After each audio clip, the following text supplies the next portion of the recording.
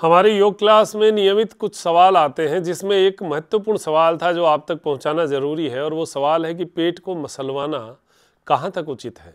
पेट मसलवाना ये बड़ी मजबूरी में एक व्यक्ति करता है जब उसको पता नहीं चलता कि मेरे पेट में प्रॉब्लम क्या है। आम तौर पर ये समस्या कब आती है? जब खाली पेट शरीर को ज़्यादा खींचातानी करी जाए, वेट उठाया जाए, दौड़ की जाए, व्रत किया जाए और व्रत में या खाली पेट में वज़न उठा लिया जाए। जैसे 20-22 साल के बच्चे दौड़ करते हैं, खाली पेट रहते हैं, भोजन नहीं करते, खाली पेट भूखे रह गए और दौड़ लगा ली। तो ऐसी स्थिति में क्या होता है, नाभि चक्र जो है वो ऊपर की ओर खिसक जाता है। ये पता नहीं चलता है, ये बहुत धीमे धीमे होता है। मतलब ऐसा नहीं कि आज खिसका तो कल शाम को आपको पता चल गया कि मेरा नाभि चक्र खिसक गया है। इसको ये समय लेता है, और ये समय कब? 1 महीना, 2 महीना, 3 महीना, 4 महीना। ऐसा करते करते आपको कुछ महीन ऐसा प्रॉब्लम पेट में महसूस होगा कि कुछ है मेरे पेट में। और ऐसा करते करते ये साल, 2 साल, 3 साल तक जाता है। साल 2 साल बाद में लगता है कि मुझे कुछ ऐसी प्रॉब्लम है जो मुझे अच्छा नहीं लगा रही, कुछ ऐसी प्रॉब्लम है जो मुझे भूख नहीं लगने दे रही, कुछ ऐसा प्रॉब्लम है जो मुझे पाचन नहीं बढ़ा रही। मतलब ऐसा अजीब सी स्थिति होती है। धीरे धीरे कब्ज रहनी शुरू हो गई। फिर सबसे ज़्यादा जो इफेक्ट आता है वो आता है वजन पे। फिर धीरे धीरे वजन डाउन होता है। इसको आजकल तो लोग IBS कहने लगे हैं, लेकिन मेरे हिसाब से ये IBS नहीं है, ये एक्चुअल में नाभि चक्र का ऊपर खिसकना ही है। ऊपर खिसकने के इतने परिणाम हैं कि 10 लाख लोग लाख रुपए, 10 हज़ार, 20 50 हज़ार रुपए तो ऐसे ही खर्च कर आते हैं चेक करवाने के लिए। एंडोस्कोपी करवाते हैं, आंतों में कुछ आता नहीं, किसी को बताए तो कहते हैं तुम झूठ बोल रहे हो। ऐसी बहुत सारी चीज़ें आती हैं। अब इस स्थिति में बंदा क्या करे? पेट में ऐसा कुछ गड़बड़ सा रहता है, ऐसा लगता कुछ है तो सही। तो फिर पूछते हैं आसपास गांव में, शहर में कोई पेट मसलने वाला है तो कोई कह देगा जी फलाने से पेट मसलवा लो। अब वो पेट मसलवाना, यहाँ से फिर वो गड़बड़ ज़्यादा बात शुरू होती है। पेट के ऊपर देखिए, एक चीज़ सोचिए आप कि यहाँ कोई अंदरूनी हल्का सा घाव हो, या फिर यहाँ पर कोई सूजन हो हल्की सी, और आप उसको सूजन को ऐसे रगड़ रगड़ के दबाएंगे तो क्या होगा? वो सूजन में नुकसान होगा, वो सूजन और बढ़ जाएगी। तो ऐसा ही पेट को बड़ी बुरी तरह रगड़ते हैं, मसलते हैं। कभी हाथ मत लगवाइए, आपको मैं बता रहा हूँ, ये हमारे पेट के लिए ठीक नहीं है। मैं तो कहता हूँ स्वस्थ शरीर के लिए पेट मसलवाना उचित नहीं है। तो ये तो और ज़्यादा खराब है। जब आप पेट मसलवाते हैं, आपको गुर गुर की आवाज़ आती है अंदर, ऐसा पेट में गड़ गड़ गड़ गड़ गड़ ऐसा आवाज़ें आती है। ये क्या है? ये पेट की आंतें जो हैं, ये एक तरफ से दब गई, एक तरफ से खुल गई, एक तरफ से दब गई, एक तरफ, ऐसा ही तो है। वो पाइपलाइन जब ऐसी गड़बड़ हो जाती है तो उस पाइपलाइन को ओके करना हमारा बहुत बड़ा दायित्व होता है। इसके लिए अब यहाँ पर आपको एक नई दुनिया में जाना पड़ेगा। आपको मैं बता रहा हूँ, वाकई में बहुत सही बात बता रहा हूँ कि दवा जो है वो इस चीज़ की है नहीं कहीं।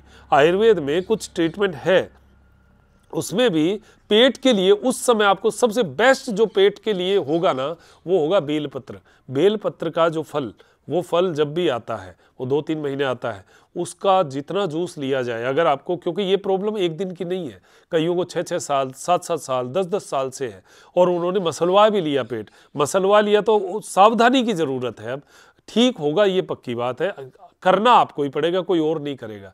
तो आपको पेट के लिए जो बील पत्र है उसका का जो है सेवन करना चाहिए, वो आपको बहुत ठंडक देगा पेट में।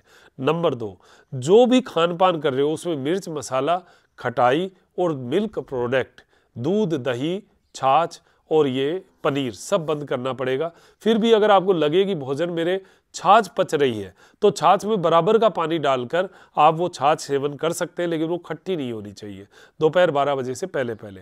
दलिया जो है वो आपको खाना चाहिए, दलिया आपके लिए बेस्ट है। दलिये में सब्जियां डालो। सब्जियां कौन सी? कद्दू वर्गीय सब्जियां, उसमें तुरई हो सकती है, घिया, पेठा आपके लिए बहुत बढ़िया होगा, पेठा हो सकता है। ऐसी सब्जियां, फलियां वलियां मत खाना, वो गैस करेंगी। तो ये आप जो अगर अपनी सब्जियों का सेवन करो, उसमें हल्दी, हींग, हल्का सा सेंधा नमक और देसी गाय के घी में छोकी हुई हो, तो वो बस वो सब्जी, वो जो दलिया युक्त सब्जी है वो आपके लिए बेस्ट है। अब आप कहेंगे मिर्च कैसे करें?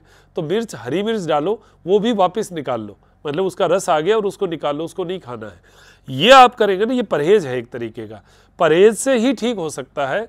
और इस अब क्या है, अब हमने इसकी हार्डनेस को कम किया, यह हार्डनेस आपकी खान पान से कम हो गई ना, अब आपको कुछ ट्रीटमेंट करने चाहिए। ट्रीटमेंट में, योग में मैं आपको बता सकता हूँ कि इन नसों को खींचने का पहले सावधानी। सावधानी क्या है कि कभी भी योग में जाते ही हम क्या सोचते हैं, पेट की गड़बड़ है तो कपालभाति कर लो, ये गलत है। आप कभी भी ऐसी स्थिति में जब आपका नाभि चक्र ऊपर धड़कता हो, नाभि से ऊपर धड़कता हो, वही लोग पेट मसलवाते हैं। तो पेट मसलवाना तो कतई उचित नहीं है। हाथ भी मत लगवाना, भले ही एक एक साल भी हो जाए, पेट के हाथ रगड़वाना मत कभी भी। तो अब यहाँ से अब कब क्या करना, आप समझना कि नाभि से ऊपर धड़कन कहाँ धड़क रही है। अगर आपकी नाभि से ऊपर कहीं धड़कन 4 अंगुल, 3 अंगुल, 5 अंगुल पे धड़कन धड़क रही है, तो समझ लीजिए आपको उस धड़कन को नीचे लाना है। अब नीचे पकड़ के नहीं लाया जा सकता। कोई मसलते हैं तो वो एक बार तो आ जाती है 15 मिनट के लिए, फिर जैसे ही खाना खाते हैं एक दिन चलता है, वापस वही शुरू। फिर आपने गाँव में देखा होगा, एक व्यक्ति का काम यही है, पेट मसलवा के आ रहे हैं, वजन है उनका 50 किलो, 55, 52, 48, 45, यही वजन है। इस वजन से कभी वजन नहीं बढ़ा, 2 रोटी से ज़्यादा नहीं खाते, पचती है नहीं, हर चीज़ में देख देख के ये तो मेरे गैस करेगी, ये तो मैं खाऊंगा नहीं, ये तो मैं मिठाई तो खाऊंगा नहीं, फलां तो खाऊंगा नहीं, ढिमका तो, ऐसा आपको लगेगा। तो ये आप समझ के चलो कि पेट को अगर सही करना है तो ये तकिए का प्रयोग करना बहुत सुंदर प्रयोग है, और इस प्रयोग में आपको अच्छा भी लगेगा, करते ही अच्छा लगेगा। अभी अगर आपको ऐसा लग रहा है कि मेरे पेट में भारीपन है तो आप करके देखिएगा, ये तकिए को लगाइए और जो भद्रासन है, सुप्त बद्ध कोणासन, वैसा आप लेट जाइए।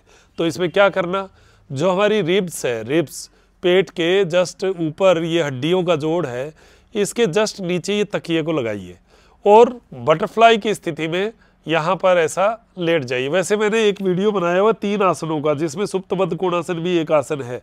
वो तकिए के प्रयोग से बहुत सारे लोग ठीक हुए, बहुत सारे। तो आपको ये मान लीजिए ये रामबाण बनेगा अगर आपने ये अभ्यास किया, यहाँ पर तकिया लगाया और बस लेट गए, कुछ नहीं करना आपको, यहाँ पर बस डीप ब्रीदिंग करते रहना, लंबा श्वास भरना, लंबा श्वास छोड़ना, और ऐसा करते रहना। एक चीज़ और है, इस स्थिति में जिनको ये प्रॉब्लम होती है उनकी कमर में भी कमजोरी आती है, कमर पेन जो है, बैक पेन जो है वो शुरू हो जाता है।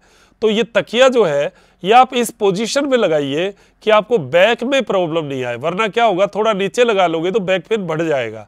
तो ये भी ध्यान रखो, इसको मसल्ट को, तकिए को ऊपर की साइड में लगाइए, रिब्स की साइड में, तो आपको यहाँ एक खिंचाव महसूस होगा। बस ये खिंचाव जो है ना, यही आपके लिए रामबाण है, और इस खिंचाव को जीवन का हिस्सा बनाइएगा। 10 मिनट, 15 मिनट ऐसा लेटे लेटे और लंबी लंबी सांस लीजिएगा। ये एक आसन, बाकी और आसनों की कभी हम चर्चा करेंगे। ये एक आसन का अभ्यास शुरू करो, ये धीरे धीरे धीरे धीरे आपको एकदम से ओपन ऐसा लगेगा, अच्छा लगेगा।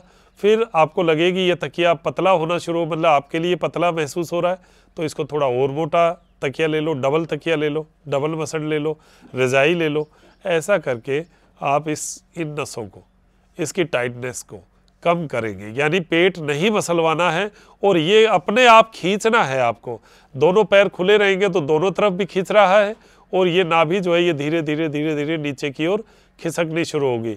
महीना, 2 महीना, 3 महीना आप देखेंगे आपकी धड़कन एक एक अंगुल नीचे जा रही है।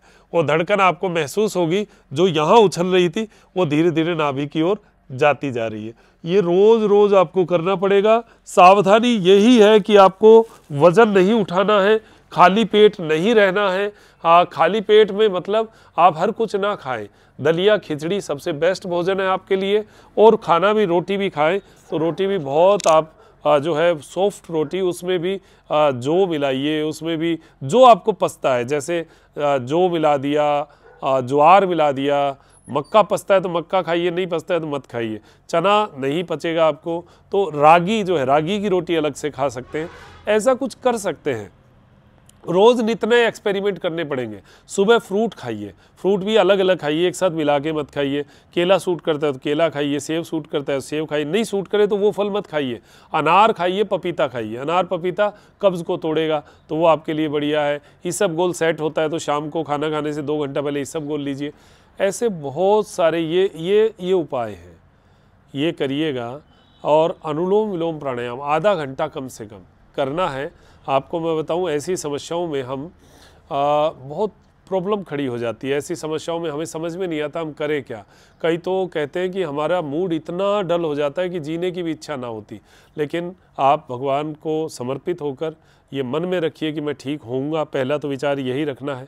और ये ऐसे जो मैंने बहुत सावधानियों के साथ उपाय बताए हैं, आप इनको करके देखना, आपको 2 दिन में ही अच्छा सा लगेगा। मतलब 100% दिमाग गड़बड़ हो रहा है ना, तो आप 2 दिन में ऐसा फील करोगे जैसे 50 में से ठीक हो गया।